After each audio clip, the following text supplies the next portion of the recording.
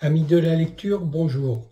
Aujourd'hui, je vais vous parler de deux livres qui sont sortis récemment. Un est sorti cette année, l'autre est sorti au dernier trimestre de 2021. Donc le premier, c'est un roman qui touche directement au genre qui m'intéresse, et le second serait une bande dessinée, alors qui n'est pas à proprement parler liée à mes genres de prédilection. Cependant, en y réfléchissant bien, il peut amener à une réflexion qui nous conduit à se dire que ce qui arrive ou ce qui pourrait arriver est épouvantable. À tout de suite.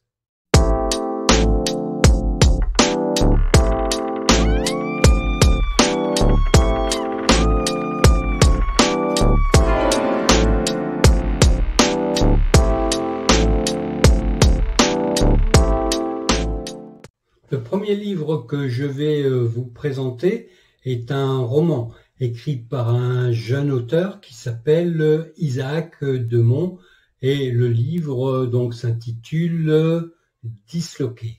Je vous le montre là. J'essaye de faire ça bien pour que vous le voyez bien. Voilà, non, je vois pas. Voilà. Comme ça me paraît bien. Donc Disloqué d'Isaac Demont. Alors Isaac Demont, ce n'est pas le véritable nom de l'écrivain, c'est un pseudonyme, et Disloqué, ce n'est pas non plus son premier roman. En fait, donc Isaac Demont, qui doit avoir une trentaine d'années maintenant, écrit depuis l'âge de 11 ans. Il a écrit donc un certain nombre de nouvelles, et il a d'ailleurs auto-publié deux recueils de nouvelles que je n'ai pas lus auparavant, et un premier roman qui s'intitule Ex Libris, que je n'ai pas lu non plus, qui est un roman, d'après ce que j'ai compris, qui est plutôt de nature gothique. En tout cas, moi j'ai lu celui-là, Disloqué, et c'est celui dont je vais vous parler. Alors, encore une fois, je vais m'efforcer, même si ce n'est pas encore évident pour moi de ne pas spoiler, mais malgré tout vous donner un certain nombre d'informations pour que vous ayez peut-être envie de le lire. La première chose que j'aurais à dire, c'est que ce roman mérite qu'on s'y attarde, et l'auteur mérite aussi qu'on le suive, parce que il y a, à mon sens, un potentiel qui pourrait à l'avenir s'avérer intéressant. Mais bon, en tout cas, moi, je vais essayer de le suivre. Voilà ce que raconte Disloqué. Alors, nous entrons dans l'histoire, dans le roman, par un article de journal qui expose des faits assez macabres, c'est la découverte de cadavres décapités dans une forêt qui se trouve autour d'un village esselé qui s'appelle Ashtown en Angleterre, et il y a également question de disparition d'enfants, mais aussi de l'impuissance de la police. D'ailleurs, la police n'apparaîtra que dans cet article. Ensuite, on n'entendra plus du tout parler d'elle. Ce qui est bien, ce que j'ai trouvé moi bien, c'est cette façon donc d'entrer dans le roman par cet article. Une fois qu'on a terminé la lecture de cet article, on comprend que en fait on a lu cet article par les yeux du personnage principal qui s'appelle Anna, et en fait elle est née dans ce village d'Ashtown. Mais elle n'y est pas restée très longtemps, puisque ses parents ont quitté le village quand elle avait 5 mois. Et depuis, elle n'y est jamais retournée. Et depuis, elle est devenue orpheline. Sauf pour une personne. En fait, il lui reste un seul membre de sa famille qu'elle ne connaît pas, mais qu'elle va connaître, puisque lui, je dis lui parce qu'il s'agit de son oncle, lui va lui écrire, et il habite toujours donc dans ce village d'Ashtown. mais n'anticipons pas. Donc, ce que j'ai trouvé intelligent pour ce récit, c'est que d'une part, nous avons un narrateur qui est omniscient, comme on dit, hein, qui est donc à la troisième personne à l'extérieur, qui sait tout, mais que nous adoptons dès l'entrée dans le roman le point de vue du personnage principal, Anna, et que nous allons suivre en très grande partie l'histoire de son point de vue à elle. Donc, avec toute la charge d'inconnu, puisque elle ne sait rien au début. Donc, elle reçoit cette lettre de son oncle qui l'invite indirectement à la rejoindre au village d'Ashtown. Ce qu'elle va faire. Donc, nous allons la suivre et jusqu'à ce village. Et nous allons, quand elle sera arrivée, nous allons vite comprendre que l'ambiance est plutôt pesante, angoissante, qu'il se passe des choses pas très nettes aux alentours, que bon, ce côté disparition, meurtre, eh bien, renvoie à une sorte de malédiction qui pèse sur le village depuis de nombreuses années. Et Anna va essayer de démêler un peu tous ces fils et essayer de comprendre ce qui arrive. Et bon, ben, je ne vais peut-être pas trop développer cette histoire, mais je pense qu'il est intéressant de savoir que, en fait, elle va comprendre peu à peu, tout en étant victime parce que les autres villageois ne vont assez vite la mettre en cause et vont lui la charger de la responsabilité de cette malédiction, mais on va comprendre qu'évidemment ce n'est pas le cas, que ça se passe ailleurs comme toujours, et l'essentiel de l'histoire va va se dérouler dans ce village, dans quelques lieux précis. Donc, on ne peut pas dire que c'est un huis clos, mais ça y ressemble. Ces lieux, ce sont l'église. Il y a aussi un ancien hospice à l'abandon où sont enfermés des enfants, enfin une personne âgée, et où seront aussi enfermés un enfant, où sera enfermé un enfant. Et puis un autre personnage. Enfin bref, si vous lisez, vous découvrirez ça par vous-même. Donc, je reviens à ces lieux, donc l'église, où il y a un personnage important qui est le prêtre, alors je crois qu'il s'appelle Carter, qui a un rôle important, à la fois rôle important par rapport aux villageois, puisque en fait il représente un peu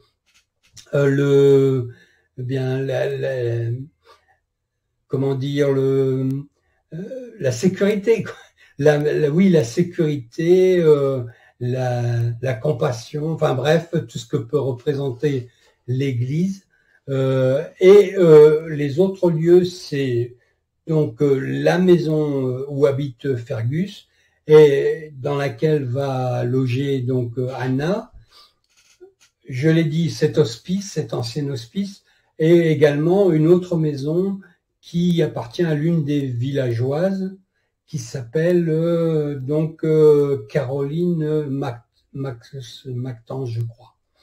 Donc, qui est également un personnage très important dans cette histoire.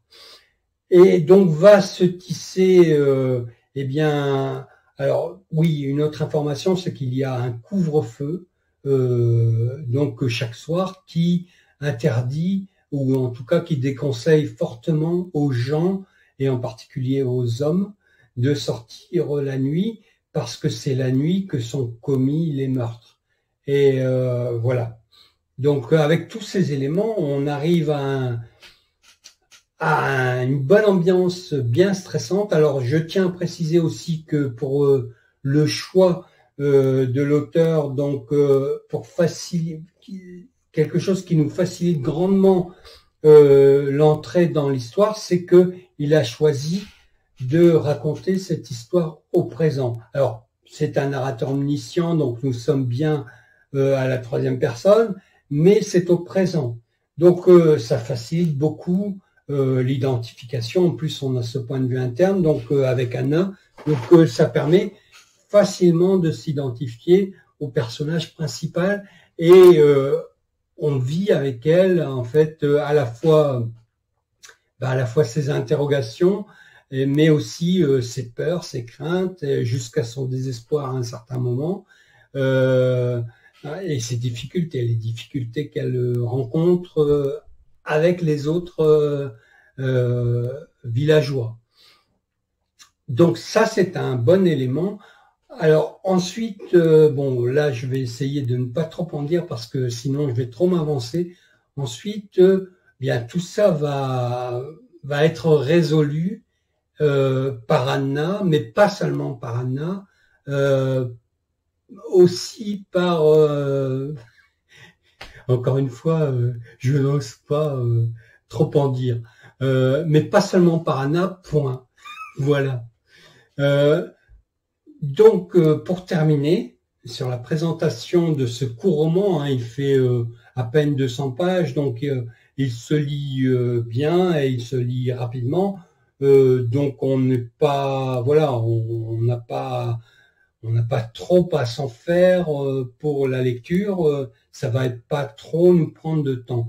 En plus, bien l'histoire, enfin personnellement, je la trouve bon, pas trop compliqué à comprendre, même assez classique. Hein. Alors, je voudrais faire une remarque quand même, qui est quelque chose, en fait, c'est même une question que je pose quasiment à l'auteur, parce que, donc je vous disais, le roman est écrit au présent, et il y a, moi je n'en ai trouvé qu'une seule occurrence du temps du passé simple. Alors, vous me direz, c'est anecdotique, mais j'aimerais savoir si ça l'est effectivement, si c'est une erreur ou si c'est voulu. Nous avons un seul verbe, j'en ai repéré qu'un seul, qui est conjugué au passé simple, tout le reste est au présent. Alors le passé simple, c'est, tout le monde le sait, j'imagine, le temps de l'action pour les récits au passé. En général, c'est pour indiquer des actions précises, courtes, brèves, etc. C'est comme ça, bon, passé simple et imparfait. Au collège, on apprend ça, temps du récit. Et là, donc, tout est au présent, sauf un verbe. Et précisément, ce verbe, et c'est pour ça que j'interroge presque directement l'auteur, précisément, ce verbe au passé simple, c'est le verbe s'arrêter. Ils s'arrêtèrent. Et donc, ce n'est pas l'indication d'une action, mais c'est l'indication plutôt qu'il n'y a plus d'action. Donc, je pose la question, est-ce que ce choix du verbe et du passé simple à ce moment du récit est délibéré ou est-ce que c'est une coquille ou un hasard? Voilà, je m'arrête là. Mais je me pose, oui, ce genre de questions quand je lis, ce qui est assez bizarre peut-être, mais en tout cas, voilà.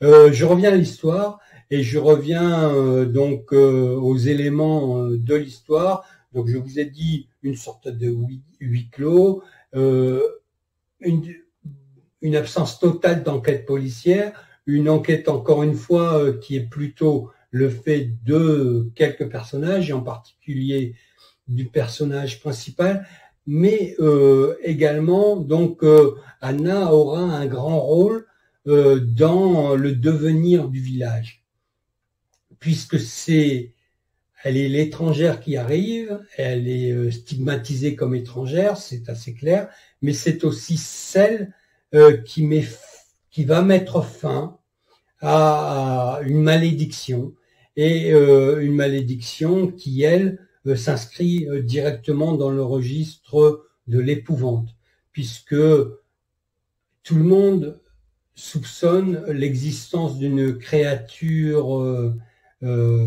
monstrueuse qui hante les bois et qui tue en bon. Et Anna va se charger en fait de découvrir et de savoir donc s'il y a bien une créature et qui elle est. Allez, je m'arrête là, sinon je vais tout vous dire. Nous passons au suivant. L'autre livre que je vais vous présenter maintenant est une bande dessinée. Ça n'arrivera pas souvent, mais ça pourra arriver. Donc, elle a été publiée en octobre 2021 par les éditions Futuropolis. L'auteur, Étienne Davodo, publie des albums depuis 30 ans, c'est-à-dire depuis 1992. C'est un dessinateur et scénariste reconnu, confirmé, et il est en particulier connu pour ses albums documentaires régulièrement primés, et Le droit du sol est son dernier album. Il porte un sous-titre « Journal d'un vertige ». Alors le projet de ce livre est clairement énoncé sur la couverture, relié en marchant 2 lieux, 2 actes, pour les mettre en résonance. Le premier acte correspond au point de départ du randonneur, qui est en fait l'auteur lui-même, puisque c'est lui qui va effectuer tout ce parcours à pied depuis le point de départ, donc qui est un petit village du Lot, jusqu'à un autre petit village qui se trouve dans la Meuse, ce qui représente à peu près 800 km de marche à pied. Et donc il va suivre pour ça, avec des cartes IGN, le parcours en suivant des sentiers de grande randonnée. Et le point de départ, donc, c'est ce village de Pechmerle qui se trouve dans le Lot et qui est donc caractérisé par le fait qu'il y a une grotte dans laquelle on trouve des peintures de l'homme de Cro-Magnon, des peintures pariétales. Alors, il est particulièrement sensible à l'une d'entre elles, c'est un mammouth, et il nous explique que, selon lui, il s'agit là de souvenirs admirables laissés aux descendants qui y vont suivre. Et je crois que celle-là date de 22 000 ans. Et donc nous, aujourd'hui, eh bien, nous héritons, nous pouvons voir en fait cette vision artistique d'un mammouth. Et bon, la grotte elle-même est célèbre pour encore d'autres peintures, mais c'est celle qui lui tape dans l'œil. Donc il part de là et pendant un mois, donc il va suivre ce parcours, rencontrer des gens au cours de son voyage, en croiser d'autres, et comme ça, donc nous faire part de ce qu'il éprouve au cours de son chemin de solitaire. Alors, on vit avec lui, donc bien à la fois ces moments de grâce, mais aussi ces moments pénibles où il aura à affronter quelques difficultés propres à la marche, propres à la randonnée. Donc il va se rendre au village de Bure, et le village de Bure a ceci de particulier, c'est qu'il a été choisi par les autorités pour être le site d'enfouissement futur des déchets nucléaires. Et des déchets nucléaires les plus dangereux, ceux qui resteront radioactifs pendant des milliers d'années. Et c'est donc l'homme contemporain, nous, notre civilisation, qui allons laisser donc dans 20 000 ans des déchets qui seront toujours aussi dangereux et mortels pour l'homme, si tant est qu'il y a encore à ce moment-là des hommes. Moi, j'ai trouvé que ce livre était extrêmement intéressant à suivre d'abord, et parce qu'il amène aussi à réfléchir en fait sur notre condition humaine et sur les orientations que prend ou qu'a pris la société. Alors l'auteur est engagé, c'est clair, hein, il le dit d'ailleurs à un moment de sa bande dessinée. Je vous montre quelques pages. Donc le trait est en noir et blanc, les dessins sont en noir et blanc. J'en ai retenu quelques-unes, mais bon, c'est juste pour vous montrer, c'est un petit peu galère. Voilà, j'espère que vous voyez un petit peu.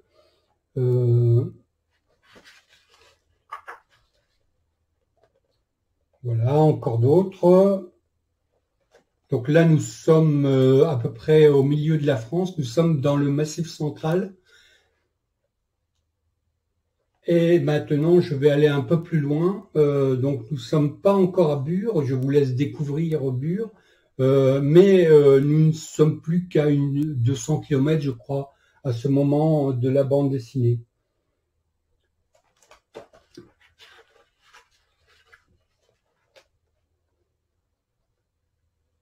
Bon, voilà quelques exemples de planches extraites de la bande dessinée.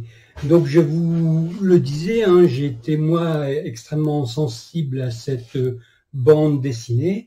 Je l'ai dévorée en une petite après-midi, donc juste avant de m'enregistrer. Et je pense qu'elle mérite vraiment le détour. Voilà.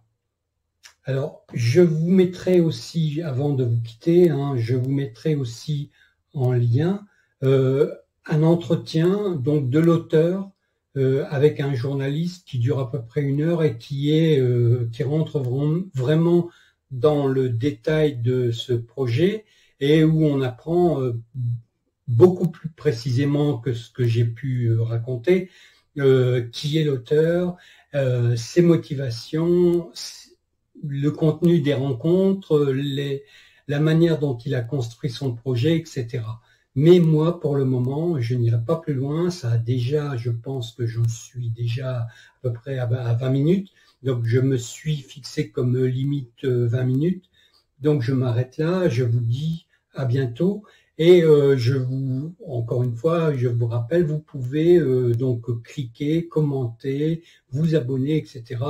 Pour recevoir des notifications, vous pouvez aussi activer la petite cloche. Et je vous remercie et je vous dis à très bientôt.